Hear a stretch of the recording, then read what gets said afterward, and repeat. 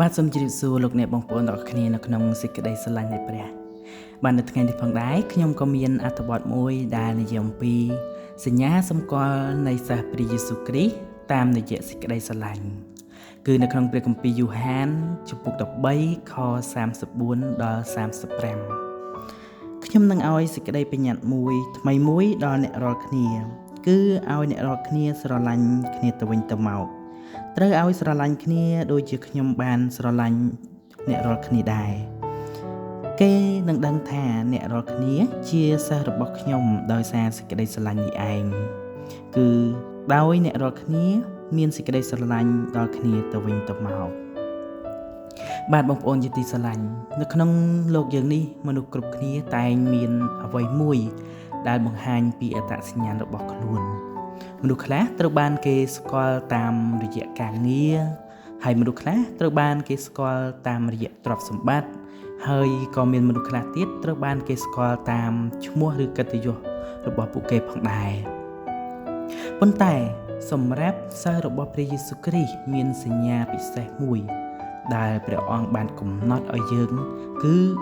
មិនមែនជាអ្វីដែលយើងអាចមើលឃើញពីខាងក្រៅនោះទេប៉ុន្តែជាអ្វីដែលកើតចេញពីខាងក្នុងចិត្តមកសញ្ញានោះគឺសេចក្តីស្រឡាញ់នៅក្នុងព្រះគម្ពីរយូហានជំពូក13ខ34-35ព្រះយេស៊ូវបានប្រទានបញ្ញត្តិថ្មីមួយដល់សិស្សរបស់ទ្រង់នេះគឺជាពេលវេលាចុងក្រោយមួយដែលព្រះអង្គត្រូវបានគេឆ្កាងយកទៅឆ្កាងដូច្នេះពាក្យដែលទ្រង់និយាយនៅទីនេះគឺមានសារៈសំខាន់ណាស់សម្រាប់ពួកសិស្សរបស់ទ្រង់វាមិនមែនជាការណែនាំធម្មតាទេប៉ុន្តែជាបញ្ញត្តិដែលបង្ហាញពីចិត្តរបស់ព្រះអង្គពីព្រះហត្ថីរបស់ទ្រង់ចំពោះអ្នកដែលជឿមិនថាតែពួកសិស្សរបស់ព្រះយេស៊ូវប៉ុណ្ណោះទេគឺអ្នកដែលជឿដល់ព្រះអង្គទាំងអស់គ្នាផងដែរនៅក្នុងចំណុចទី1យើងឃើញថាសញ្ញាបញ្ញត្តិថ្មីគឺស្រឡាញ់គ្នាទៅវិញទៅមកព្រះយេស៊ូវបានមានបន្ទូលថាខ្ញុំឲ្យសេចក្តីបញ្ញត្តិថ្មីមួយដល់អ្នករាល់គ្នាគឺឲ្យអ្នករាល់គ្នាស្រឡាញ់គ្នាទៅវិញទៅមកនៅពេលយើងស្ដាប់ឮពាក្យនេះយើងអាចគិតថាវាមិនមែនជាថ្មីទេមិនមែនជាបញ្ញត្តិថ្មីទេព្រោះនៅក្នុងគម្ពីរសញ្ញាចាស់ក៏បានបង្រៀនយើងបង្ហាញយើងអំពីសេចក្តីស្រឡាញ់ដែរតែអ្វីដែលធ្វើឲ្យវាថ្មីនោះគឺដោយសារតែគំរូនិងកម្រិតនៃសេចក្តីស្រឡាញ់ដែលព្រះយេស៊ូវបានបង្ហាញមកកាន់យើងទ្រង់បានធ្វើដោយផ្ទាល់ហើយទ្រង់បានបង្ហាញដល់មនុស្សទាំងអស់គ្នាឲ្យឃើញព្រះយេស៊ូវមិនត្រឹមតែបញ្ជាឲ្យស្រឡាញ់ទេប៉ុន្តែទ្រង់បាននិយាយថាដូចជាខ្ញុំបានស្រឡាញ់អ្នករាល់គ្នានេះជាកម្រិតថ្មីជាបញ្ញត្តិថ្មីដែលព្រះយេស៊ូវបានបង្ហាញឲ្យឃើញវាមិនមែនជាសេចក្តីស្រឡាញ់ធម្មតាមិនមែនជាសេចក្តីស្រឡាញ់តាមអារម្មណ៍ឬតាមផលប្រយោជន៍ទេប៉ុន្តែជាសេចក្តីស្រឡាញ់ដូចព្រះយេស៊ូវសេចក្តីស្រឡាញ់ដែលទ្រង់លះបង់ខ្លួនលះបង់ព្រះជន្មរបស់ព្រះអង្គដើម្បីមនុស្សគ្រប់គ្នាចំណុចទី2សេចក្តីស្រឡាញ់របស់ព្រះយេស៊ូវគឺជាគំរូសម្រាប់យើងដើម្បីយល់ពីអត្ថបញ្ញត្តិនេះយើងត្រូវមើលទៅកាន់ជីវិតរបស់ព្រះយេស៊ូវផ្ទាល់តើទ្រង់បានស្រឡាញ់យ៉ាងដូចម្ដេចទី1គឺចំណុចកគឺសេចក្តីស្រឡាញ់ដែលលះបង់ព្រះយេស៊ូវបានលះបង់ជីវិតរបស់ទ្រង់សម្រាប់យើងទ្រង់មិនត្រឹមតែស្រឡាញ់ដោយពោលពាក្យទេមិនត្រឹមតែជាពាក្យសម្ដីទេប៉ុន្តែគឺដោយសកម្មភាពធំបំផុតសកម្មភាពដ៏ធំគឺការស្លាប់ការសុគតនៅលើជ័យឆ្កាងជំនួសយើងនេះបង្ហាញថាសេចក្តីស្រឡាញ់ពិតគឺត្រូវមានការលះបង់ពេលខ្លះយើងត្រូវលះបង់អាត្មានិយមរបស់យើងចោលការលួងលោមខ្លួនឬសិទ្ធិរបស់ខ្លួនដើម្បីស្រឡាញ់អ្នកដទៃយើងត្រូវការបោះបង់សិទ្ធិទាំងអស់ចោលដើម្បីផ្ដល់សេចក្តីស្រឡាញ់ដល់អ្នកដទៃដូចជាស្រឡាញ់ខ្លួនឯងនៅក្នុងចំណុចខ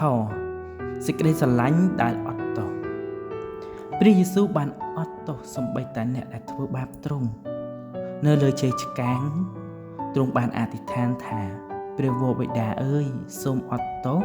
ឲ្យពួកគេផងនេះបង្ហាញថាសេចក្តីស្រឡាញ់ដែលពិតមិនរក្សាកំហឹងមិនចាប់ទុកកំហុសមិនចាំកំហុសទុកឬក៏មិនរំលឹកនៅកំហុសរបស់គេទេប៉ុន្តែគឺជាការអត់ទោសការអត់ឱនឲ្យគ្នាការឲ្យអភ័យទៅកាន់គ្នាទៅវិញទៅមកចំណុចគោលសេចក្តីស្រឡាញ់មិនជ្រើសរើសព្រះយេស៊ូវស្រឡាញ់មនុស្សគ្រប់ប្រភេទមនុស្សគ្រប់ជាតិសាសន៍មិនថាអ្នកមានអ្នកក្រអ្នកសុចរិតជាពិសេសគឺអ្នកមានបាបគឺព្រះអង្គអត់រើសអ្នកណាទេគឺព្រះអង្គស្រឡាញ់មនុស្សគ្រប់គ្នាដូច្នេះសេចក្តីស្រឡាញ់ដែលទ្រង់ទាមទារមិនមែនស្រឡាញ់តែអ្នកដែលយើងចូលចិត្តប៉ុណ្ណោះទេប៉ុន្តែត្រូវស្រឡាញ់គ្រប់គ្នាដូចអ្នកខ្លះគាត់ស្រឡាញ់តែអ្នកដែលធ្វើល្អចំពោះគាត់បងប្អូនគាត់ញាតិជិតខាងរបស់គាត់ប៉ុន្តែគាត់អត់បានស្រឡាញ់អ្នកណាផ្សេងនោះទេជាតិសាសន៍ដទៃគាត់បែរជាស្អប់សត្រូវរបស់គាត់ខឹងគាត់សងសឹកប៉ុន្តែសម្រាប់ព្រះយេស៊ូវគ្រីស្ទគឺអត់ជ្រើសរើសអ្នកណាទេព្រះអង្គគឺស្រឡាញ់គ្រប់គ្នាមិនថាខ្មាំងសត្រូវរបស់ទ្រង់សេចក្តីស្រឡាញ់ដែលសកម្មបានន័យថាព្រះយេស៊ូវបានបង្ហាញសេចក្តីស្រឡាញ់ដោយសកម្មភាពព្យាបាលអ្នកឈឺជួយអ្នកទន់ខ្សោយនិងបម្រើអ្នកដទៃយើងគិតថាព្រះអង្គទ្រង់ចាប់កំណើតមកមិនមែនក្នុងឋានៈជាស្ដេចឬជាព្រះឬក៏ជាអ្នកមានទ្រព្យសម្បត្តិស្រុកស្ដំទេប៉ុន្តែព្រះអង្គចាប់កំណើតមកក្នុងឋានៈជាអ្នកទាបបំផុតហើយព្រះអង្គធ្វើខ្លួនដូចជាអ្នកបម្រើដូច្នេះសេចក្តីស្រឡាញ់ពិតមិនត្រឹមតែជាពាក្យខ្ញុំស្រឡាញ់អ្នកមិនមែនត្រឹមតែពាក្យប៉ុណ្ណោះទេប៉ុន្តែជាការធ្វើអ្វីមួយសម្រាប់អ្នកនោះលះបង់អ្វីមួយសម្រាប់អ្នកដែលយើងស្រឡាញ់ចំណុចទី3សេចក្តីស្រឡាញ់ជាអត្តសញ្ញាណនៃសិស្សរបស់ព្រះគ្រីស្ទតើសិស្សរបស់ព្រះគ្រីស្ទសេចក្តីស្រឡាញ់ជាអត្តសញ្ញាណនៃ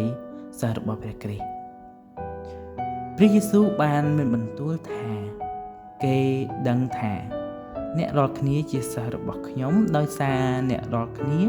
មានសេចក្តីស្រឡាញ់នេះមានន័យថាអ្វីដែលបង្ហាញថាយើងជាសិស្សរបស់ព្រះយេស៊ូវមិនមែនជាស្លាកសញ្ញាមិនមែនជាការសរសេរទេប៉ុន្តែជាជីវិតដែលពោរពេញទៅដោយសេចក្តីស្រឡាញ់បើយើងនិយាយថាខ្ញុំជាគ្រីស្ទបរិស័ទប៉ុន្តែយើងមិនស្រឡាញ់គ្នានោះមានន័យថានោះយើងគេថាវាអត់មានន័យអ្វីទេវាគ្មានន័យសម្រាប់អ្នកដែលជាគ្រីស្ទបរិស័ទទេគ្រីស្ទបរិស័ទត្រូវតែបង្ហាញសេចក្តីស្រឡាញ់មិនមែនស្អប់គ្នាទៅវិញទៅមកអ្នកខ្លះយើងឃើញថាពួកគេមានការរើសអើងគ្នា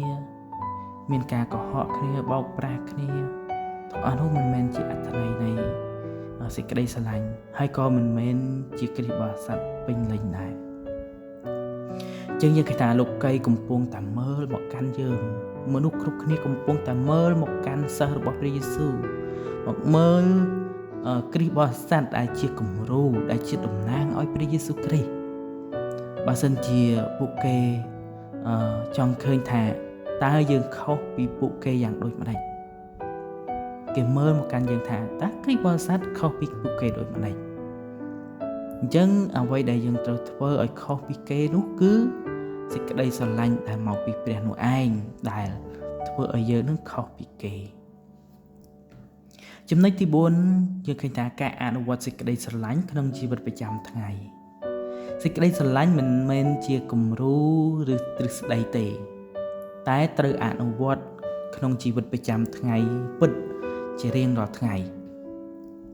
ដូចជាការអត់ទោសឲ្យអ្នកដែលធ្វើឲ្យយើងឈឺចាប់ពេលខ្លះការឈឺចាប់ខ្លះពិបាកនឹងបំភ្លេច ប៉ុន្តែព្រះយេស៊ូវឲ្យយើងបានអត់ទោសដល់ពួកគេឲ្យអភ័យទៅដល់ពួកគេមួយទៀតគឺជួយអ្នកដែលមានតម្រូវការគេកំពុងតែខ្វះខាតគេកំពុងតែសុំជំនួយដូច្នេះអ្វីដែលយើងអាចជួយបានយើងជួយក៏ទៅតាមទឹកចិត្តរបស់យើងតាមលទ្ធភាពរបស់យើងចំណុចទី3នោះគឺមួយទៀតនោះគឺនិយាយពាក្យល្អនិងពាក្យលើកទឹកចិត្តមិនមែនជាការរិះគន់មិនមែនជាការថ្កោលទោសមិនមែនជាការវិនិច្ឆ័យមិនមែនជាពាក្យដែលពិបាកស្ដាប់ប៉ុន្តែជាពាក្យដែលលើកទឹកចិត្តជាពាក្យល្អទៅកាន់គ្នាទៅវិញទៅមកដោយស្រដីទន់ភ្លន់ទៅកាន់គ្នាមិននិយាយអាក្រក់ពីគ្នាពេលខ្លះពិបាកណាស់មនុស្សខ្លះគាត់តែងតែលើករឿងអ្វីដែលអាក្រក់របស់ណាគេម្នាក់មកនិយាយមកផ្សព្វផ្សាយប៉ុន្តែកន្លែងនេះគឺព្រះយេស៊ូវមិនឲ្យយើងនិយាយអាក្រក់ពីគ្នាទេមានចិត្តទន់ភ្លន់និងអត់ធ្មត់ពេលយើងរស់នៅបែបនេះយើងឃើញថាការល្អទាំងអស់ដែលយើងបានធ្វើរៀបរាប់នៅខាងលើយើងឃើញថាក្រុមជំនុំនឹងក្លាយជាកន្លែងដែលពោពេញទៅដោយសេចក្តីស្រឡាញ់ហើយលោកីនឹងមើលឃើញយើងតាមរយៈមើលឃើញព្រះយេស៊ូវគ្រីស្ទតាមរយៈសកម្មភាពរបស់យើងជារៀងរាល់ថ្ងៃនឹងឯងនៅក្នុងចំណុចទី5យើងឃើញថាបញ្ហានិងការប្រឈមការស្រឡាញ់មិនមែនជារឿងងាយទេពេលខ្លះវាមានបញ្ហាប្រឈមជាច្រើនដែលយើងពិបាកនឹងផ្ដល់ក្តីស្រឡាញ់ពេលខ្លះមនុស្សធ្វើឲ្យយើងឈឺចាប់ឬធ្វើអំពើដែលមិនល្អចំពោះយើងដូច្នេះពួកយើងមិនងាយនឹងបំភ្លេចមិនងាយនឹងអត់ឱនឲ្យទេប៉ុន្តែព្រះយេស៊ូវមិនបាននិយាយថាមិនបានមានបន្ទូលថាសេចក្តីស្រឡាញ់ពេលងាយស្រួលទេមិនមែនថាស្រឡាញ់ពេលតែអ្វីដែលប្រសើរឡើងស្រឡាញ់នៅពេលដែលមនុស្សនឹងល្អប៉ុណ្ណោះទេប៉ុន្តែទ្រង់បញ្ជាឲ្យយើងស្រឡាញ់ដោយទ្រង់បានស្រឡាញ់យើងទ្រង់ស្រឡាញ់យើងអត់លក្ខខណ្ឌទោះបីជាយើងមានបាបក៏ដោយក៏ទ្រង់នៅតែស្រឡាញ់យើងដូច្នេះនេះគឺមានន័យសម្រាប់យើងគឺព្រះយេស៊ូវគឺជាគំរូសម្រាប់យើងនេះមានន័យថាយើងត្រូវពឹងផ្អែកលើព្រះវិញ្ញាណបរិសុទ្ធដើម្បីអាចឲ្យយើងស្រឡាញ់បានពេលខ្លះចិត្តរបស់យើងនេះតាមតែគំនិតរបស់យើងគឺมันអាចនឹងស្រឡាញ់ទេប៉ុន្តែបើសិនជាយើងពឹងផ្អែកលើព្រះវិញ្ញាណបរិសុទ្ធឲ្យទ្រង់បានដឹកនាំយើងពោពេញទៅដោយសេចក្តីស្រឡាញ់ឲ្យយើងអាចស្រឡាញ់អ្នកដទៃស្រឡាញ់ខ្មាំងសត្រូវរបស់យើងមិនមែនដោយកម្លាំងខ្លួនឯងទេប៉ុន្តែដោយអំណាចដែលមកពីព្រះសូមដល់ព្រះអធិដ្ឋានសូមព្រះអង្គសូមឲ្យខ្ញុំបានបើកចិត្តនិងមានចិត្តស្រឡាញ់ដល់ខ្មាំងសត្រូវរបស់ខ្ញុំយើងឃើញថាក្នុងចំណុចនេះក្នុងខគម្ពីរនេះ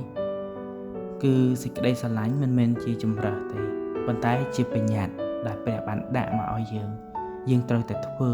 ក្នុងនាមជាគ្រីស្ទបរិស័ទក្នុងនាមជាអ្នកដែលជឿដល់ព្រះអង្គនោះយើងត្រូវតែប្រព្រឹត្តតាម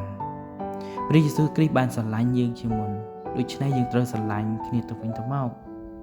ពេលយើងរស់នៅដោយសេចក្តីស្រឡាញ់លោកីនឹងស្គាល់ថាយើងជាសិស្សព្រះយេស៊ូវគ្រីស្ទពិតព្រះយេស៊ូវពិតប្រកបដូច្នេះសូមឲ្យបងប្អូនទាំងអស់គ្នាសូមឲ្យយើងទាំងអស់គ្នាបានពិនិត្យមើលជីវិតខ្លួនឯងថាតើយើងកំពុងតែស្រឡាញ់ដោយព្រះយេស៊ូវដែរឬទេហើយសូមអនុញ្ញាតឲ្យព្រះអង្គបានបំប្រែចិត្តរបស់យើងដើម្បីឲ្យយើងអាចស្រឡាញ់អ្នកដទៃបានយ៉ាងពិតប្រាកដដូច្នេះបងប្អូនទាំងអស់គ្នាសូមអធិដ្ឋានជាមួយនឹងខ្ញុំដើម្បីឲ្យទ្រង់បានប្រទានប្រាជ្ញាដល់យើងនិងបើកឱកាសបើកចិត្តរបស់យើងដើម្បីយើងបានស្រឡាញ់អ្នកជិតខាងដូចស្រឡាញ់ខ្លួនឯងអរព្រះអង្គដែលទ្រង់គង់នៅឋានសួគ៌ព្រះអង្គហើយសូមទ្រង់បានបើកចិត្តទូលបង្គំឲ្យទូលបង្គំអាចនឹងស្រឡាញ់ដល់អ្នកដែលធ្វើបាបទូលបង្គំមិនមែនស្រឡាញ់ត្រឹមតែអ្នកដែលធ្វើល្អចំពោះទូលបង្គំទេប៉ុន្តែសូមទ្រង់បាន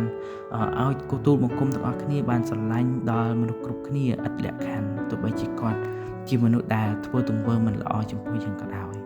ព ព្រះអង្គហើយសូមទុកបានបំផ្លាបំប្រែដឹកនាំជីវិតរបស់ពួកកូនហើយសូមឲ្យសេចក្តីស្រឡាញ់ព្រះអង្គបានហូរមកកាន់កូនជារៀងរាល់ថ្ងៃនិងថែមពីលើនឹងទៀតផងដែរព្រះអង្គហើយគូសូមអធិដ្ឋានទូលថ្វាយទូលសូមគ្រប់ការទាំងអស់នេះក្នុងនាមព្រះអង្គម្ចាស់ព្រះយេស៊ូវគ្រីស្ទអាមែន